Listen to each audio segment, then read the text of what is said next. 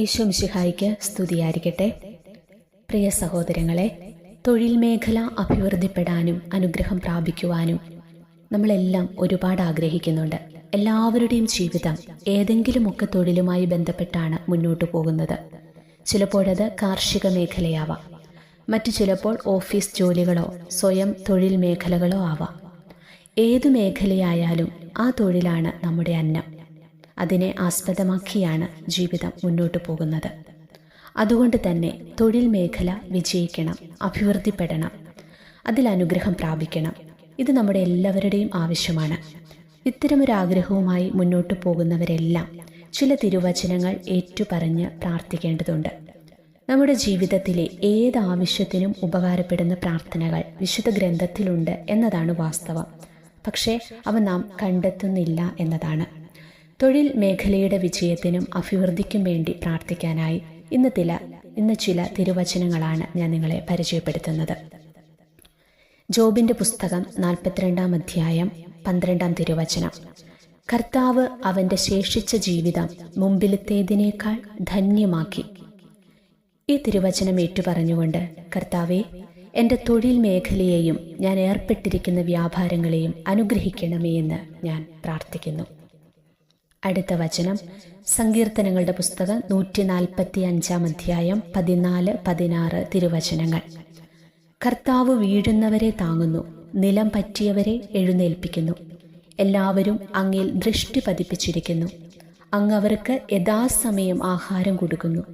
അവിടുന്ന് കൈ തുറന്നു കൊടുക്കുന്നു. എല്ലാവരും സംതൃപ്തരാകുന്നു എന്ന തിരുവചനത്തിൻ്റെ യോഗ്യതയാൽ എൻ്റെ വരുമാന മാർഗങ്ങളെ അനുഗ്രഹിക്കണമേ എന്ന് ഞാൻ പ്രാർത്ഥിക്കുന്നു. അടുത്തത് സങ്കീർത്തനം 21-ാം അധ്യായം 3-ാം തിരുവചനം. സമർത്ഥമായ അനുഗ്രഹങ്ങളുമായി അവിടുന്ന് അവനെ സന്ദർശിച്ചു, അവന്റെ ശിരസിൽ തങ്ക കിരീടമണിയിച്ചു എന്ന തിരുവചനത്തിന്റെ ശക്തിയാൽ അതിൽ വിശ്വസിച്ചുകൊണ്ട് എൻ്റെ തൊഴിൽ മേഖലകളെ അവിടുന്ന് സമർത്ഥമായി അനുഗ്രഹിക്കുമെന്ന് ഞാൻ വിശ്വസിക്കുന്നു. അടുത്തത് നിയമാവർത്തന പുസ്തകം 15-ാം അധ്യായം 10-ാം തിരുവചനം. നിന്റെ ദൈവമായ കർത്താവ് നീ ചെയ്യുന്ന എല്ലാ ജോലികളിലും, നീ ആരംഭിക്കുന്ന എല്ലാ പ്രവൃത്തികളിലും നിന്നെ അനുഗ്രഹിക്കും. ഈ വചനത്തിൻ്റെ ശക്തിയാൽ ഞങ്ങളുടെ ജോലി മേഖലകൾ അനുഗ്രഹിക്കപ്പെടാനായി പ്രാർത്ഥിക്കുന്നു. ഇങ്ങനെ ഈ വചനങ്ങളൊക്കെ നമ്മൾ എഴുതി വെച്ച് ഇടയ്ക്കിടയ്ക്ക് പ്രാർത്ഥിക്കുന്നതും, നമ്മുടെ ബാഗിൽ ഈ വചനം എഴുതി വെച്ച് ജോലിക്ക് പോകുമ്പോഴൊക്കെ ഇടയ്ക്ക് ഉരുവിട്ട് പ്രാർത്ഥിക്കുന്നതും ഒക്കെ ഒത്തിരി നല്ലതാണ്. വചനത്തിൻ്റെ ശക്തി നമ്മുടെ ജോലി മേഖലകളിൽ നിറയുമ്പോൾ നമ്മുടെ ജോലി ഇടങ്ങൾ, വരുമാന മാർഗങ്ങൾ ഒക്കെ അനുഗ്രഹിക്കപ്പെടും. ഒരു നിമിഷം നമുക്ക് കരങ്ങൾ കൂപ്പിയൊന്ന് പ്രാർത്ഥിക്കാം.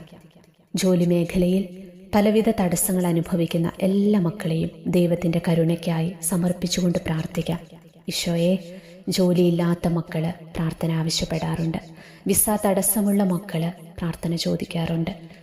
വിദേശത്തേക്കൊക്കെ പോകാൻ ആഗ്രഹിച്ചിട്ട് പലവിധ തടസ്സങ്ങൾ നേരിടുന്ന മക്കള്, വിദേശത്ത് പോയിട്ടും നല്ലൊരു ജോലി ലഭിക്കാതെ, അവിടെ PR ലഭിക്കാതെ ഒക്കെ ബുദ്ധിമുട്ടുന്ന ഒരുപാട് മക്കൾ ഈ ഒരു മേഖലയിൽ ജോലിയുമായി ബന്ധപ്പെട്ട് പ്രാർത്ഥന ആവശ്യപ്പെട്ടിരിക്കുന്ന എല്ലാ മക്കളെയും കർത്താവേ, ഈ സമയം നിൻ്റെ കരുണയ്ക്കായിട്ട് സമർപ്പിച്ച് പ്രാർത്ഥിക്കുന്നു. അധ്വാനിക്കുന്നവരും ഭാരം വഹിക്കുന്നവരുമായി നിങ്ങളെല്ലാവരും എൻ്റെ അടുക്കൽ വരുവിൻ, ഞാൻ നിങ്ങളെ ആശ്വസിപ്പിക്കാം എന്നരുളി ചെയ്ത എൻ്റെ പൊന്നു കർത്താവേ, അധ്വാന ഭാരവും കടവും കണ്ണീരുമായി കഴിയുന്ന എല്ലാ മക്കളെയും കുടുംബങ്ങളെയും സമയം സമർപ്പിച്ച് പ്രാർത്ഥിക്കുന്നു.